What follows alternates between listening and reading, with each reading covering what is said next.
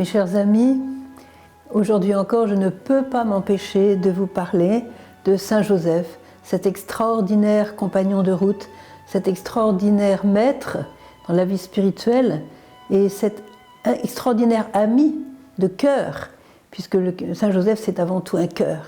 C'est un cœur qui ne cesse de battre pour tous les enfants de Dieu et en particulier les enfants de son épouse Marie.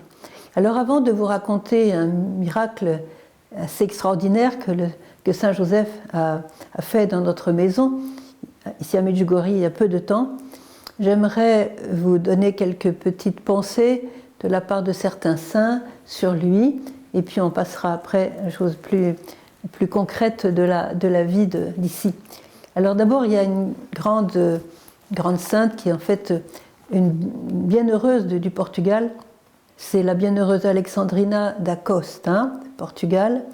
Et elle était très très liée avec Saint Joseph. Elle avait des faveurs spéciales de Saint Joseph. Et elle disait aussi qu'il est très très intéressant, qui est pour chacun de nous, quelle que soit notre situation. Écoutez bien. Jésus lui a dit : « Demande-moi ce que tu veux au nom de celui qui sur la terre fut mon père adoptif. Demande et dis à tous les hommes qu'ils me fassent toutes leurs demandes en son nom. Il peut obtenir de moi au ciel ce que tous les saints réunis n'obtiennent pas. » Waouh, ça c'est incroyable. Ce que tous les saints du ciel réunis n'obtiennent pas, à lui tout seul. Il faut dire aussi que, on dit toujours qu'au ciel, Saint Joseph ne demande pas, il commande.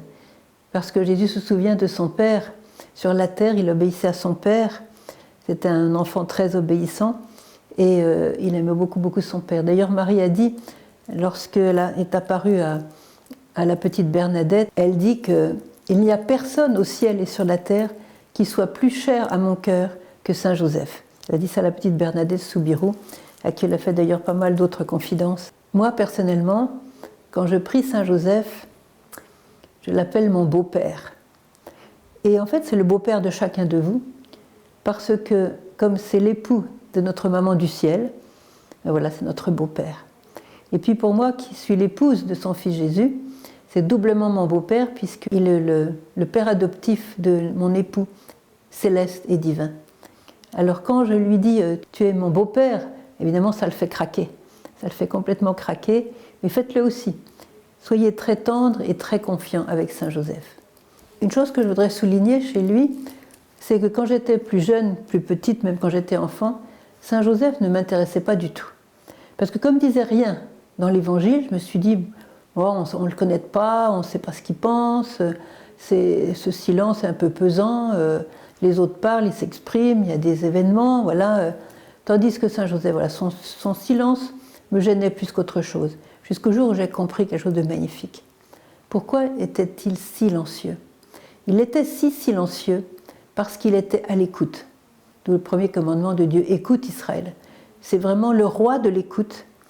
Et pourquoi il était silencieux ? C'est parce que dans son humilité, dans sa douceur, dans sa petitesse, il avait tellement peur d'interférer avec les paroles du Père céleste qu'il se taisait. Il était tout le temps à l'écoute.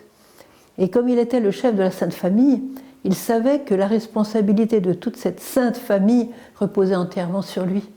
Alors évidemment, il ne voulait pas rater une inspiration qui aurait pu lui être donnée du Père Céleste.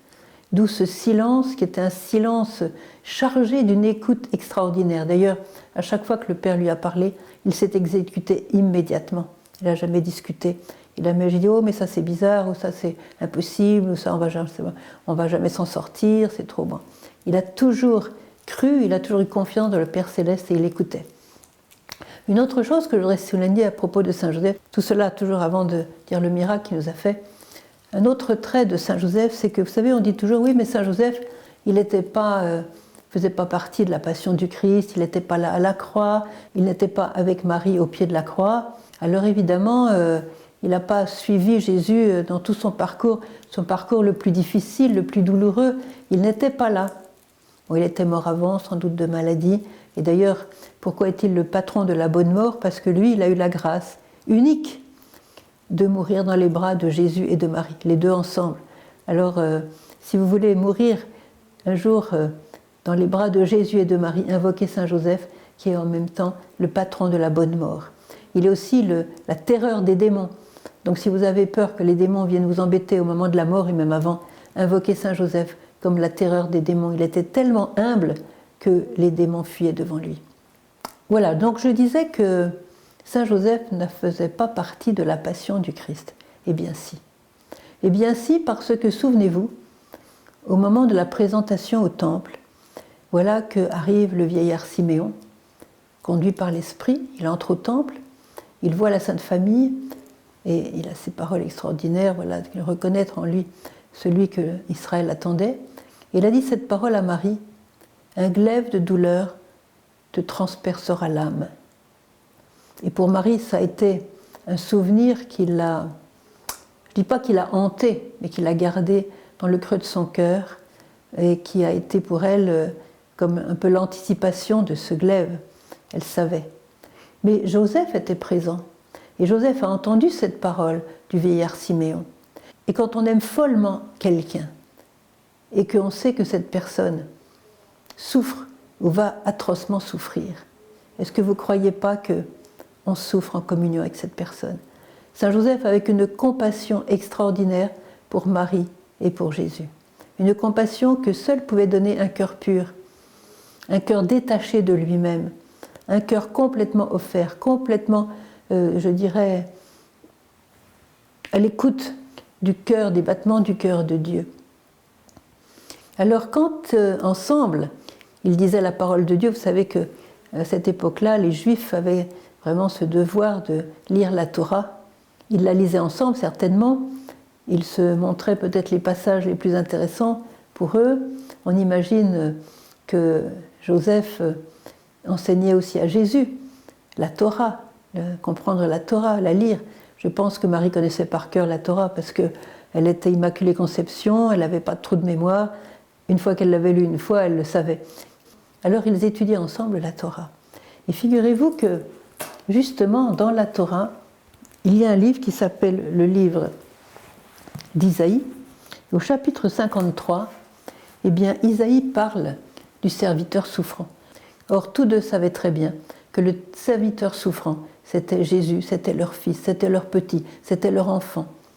C'était celui qui leur avait été confié de la part du Père et qu'ils devaient mener à bien pour qu'ils puissent vivre complètement sa mission qui était tout simplement de sauver l'humanité. Alors je vais lire quelques phrases du prophète Isaïe que Joseph et Marie lisaient ensemble, peut-être avec des larmes dans les yeux. Comme les larmes viennent peut-être aussi en ce moment à moi. Il n'avait plus figure humaine. Son apparence n'était plus celle d'un homme. Plus loin il est écrit « Objet de mépris, abandonné des hommes, homme de douleur, familier de la souffrance, comme quelqu'un devant qui on se voile la face. Méprisé, nous n'en faisions aucun cas. Or ce sont nos souffrances qu'il portait et nos douleurs dont il était chargé. Et nous le considérions comme puni, frappé par Dieu et humilié. Mais lui, il a été transpercé à cause de nos crimes, écrasé à cause de nos fautes. Et là, écoutez bien, le châtiment qui nous rend la paix est sur lui, et dans ses blessures, nous trouvons la guérison. Parmi ses contemporains, qui s'est inquiété qu'il a été retranché de la terre des vivants, qu'il a été frappé pour le crime de son peuple? Et puis, vers la fin, il est écrit dans ce chapitre 53, c'est pourquoi il aura sa part parmi les multitudes, c'est la victoire. Et avec les puissants, il partagera le butin, parce qu'il s'est livré lui-même à la mort et qu'il a été compté parmi les criminels. Alors qu'il portait le péché des multitudes et qu'il intercédait pour les criminels. Mettez-vous à la place de Joseph, lorsqu'il lisait qu'il était compté parmi les criminels, qu'il portait le péché des multitudes, homme de douleur, familier de la souffrance, écrasé à cause de nos fautes, transpercé à cause de nos crimes. Il lisait ça avec Marie. Est-ce que vous ne pensez pas que tous les deux devaient crier vers le ciel? Et Joseph, dès cette rencontre avec le vieillard Siméon au temple, eh bien on peut dire que Joseph était dans une agonie intérieure. comme anticipation de la passion de son fils adoptif Jésus. Alors vous voyez que Joseph, il n'a pas pu offrir ses souffrances comme nous on fait, puisqu'on a eu le Christ, on a eu la croix, la résurrection, la Pentecôte, on a eu tous les enseignements que nous a donné l'Église depuis 2000 ans. Joseph n'a pas eu cette connaissance qu'on pouvait offrir les souffrances, mais en tout cas il a eu la connaissance qu'on pouvait supporter la souffrance avec amour, avec patience, avec humilité. Et c'est ce qu'il a fait. Et c'est pour ça que ces souffrances ont été directement unies à celles du Christ, même s'ils ne se sont pas rencontrés à l'heure de la passion. Et c'est pour cela qu'aujourd'hui au ciel, eh bien, Saint Joseph a une telle puissance, plus de puissance, comme dit la bienheureuse Alexandrina da Costa du Portugal, plus de puissance dans son intercession que tous les saints réunis. Vous voyez, ben si, parce qu'aussi il a souffert. C'est pas magique, l'intercession. C'est pas magique. Quand on offre ses souffrances, quand on vit en communion avec le Christ, il y a une puissance dans l'intercession. C'est pour ça que tous les mystiques, particulièrement ceux qui ont vécu la passion du Christ, ont une puissance d'intercession extraordinaire. Il n'y a pas seulement que le Padre Pio, Sœur Faustine et beaucoup d'autres que je pourrais citer ici. Alors donc, je disais qu'il avait une grande puissance d'intercession, et nous à la maison, on aime beaucoup le prier. On le prie tous les jours, on lui dit tous les jours combien on l'aime, combien on compte sur lui, on remet nos intentions dans son cœur, avec une grande confiance, une grande joie, on a vraiment confiance en lui. Il nous écoute.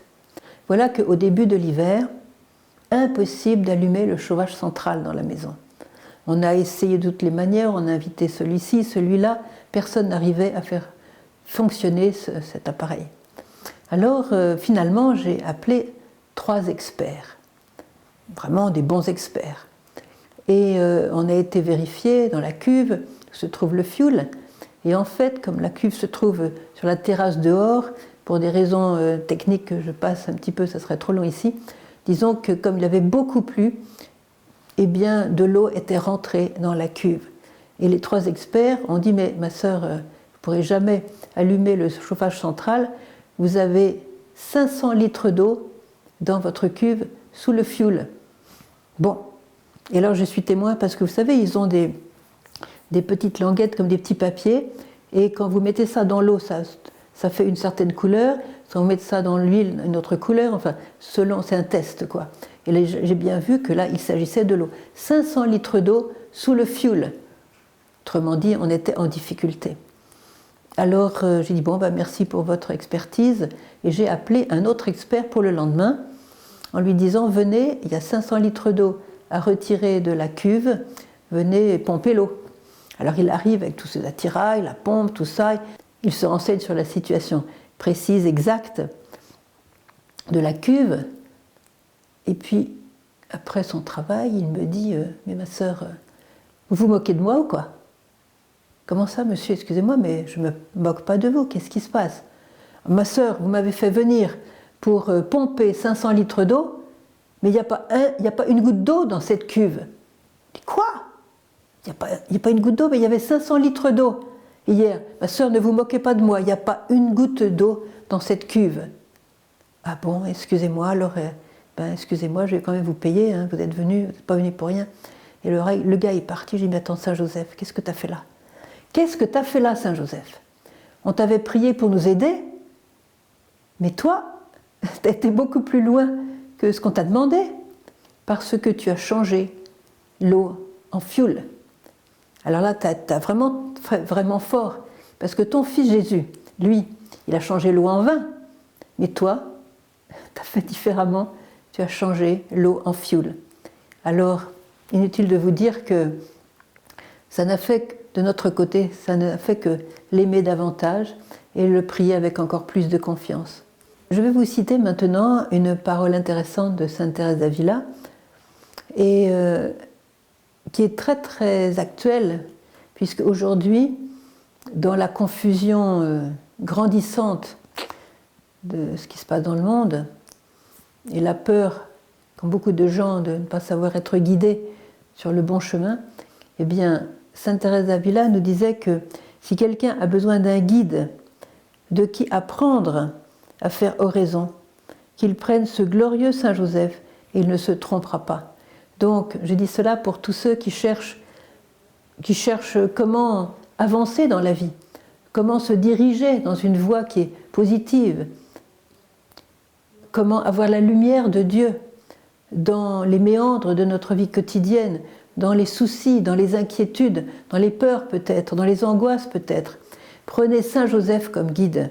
Saint Joseph, il a été mis dans des situations terribles, pas seulement pour le départ en Égypte, avec tous les espions d'Hérode qui étaient derrière lui. Donc vous voyez, au moment aussi de trouver un logement à Bethléem, bien sûr, il a été dans des situations très très difficiles. Lorsqu'il travaillait comme charpentier, en même temps comme architecte, puisque à l'époque, les charpentiers étaient en même temps architectes, et bien très souvent, il n'était pas payé. Donc il fallait qu'il calcule pour voir comment s'en sortir. Vous voyez. Bref, il était trop bon en quelque sorte. Eh bien, prenez Saint Joseph, il vous guidera dans tous les méandres de la vie quotidienne qui ne sont pas faciles. Et comme, bien sûr, nous sommes dans un temps difficile, qui, comme le dit la Vierge à Medjugorje, votre combat est difficile, chers enfants, mais il le sera encore plus. Donc, encore plus, prenons Saint Joseph comme guide, comme ami, comme protecteur, comme compagnon de route, je dirais, et surtout comme ami de cœur. Voilà. Je terminerai, si vous le voulez bien, par un chant que nous chantons toujours à la maison. Ma voix n'est pas celle d'une bonne chanteuse, mais en même temps, vous pourrez avoir les paroles. Et voilà. Saint Joseph, toi mon tendre Père, je me mets pour toujours sous ta protection. Considère-moi comme ton enfant et préserve-moi de tout péché, moi qui me jette dans tes bras, afin que tu m'accompagnes sur le chemin de la sainteté. Voilà, qu'il vous conduise et qu'il vous accompagne tous sur le chemin de la sainteté, car le but de la vie c'est le ciel, et nous voulons être saints pour pouvoir entrer au ciel. Que Dieu vous bénisse tous, au nom du Père et du Fils et du Saint-Esprit. Amen, aussi par l'intercession de Marie et de Saint Joseph.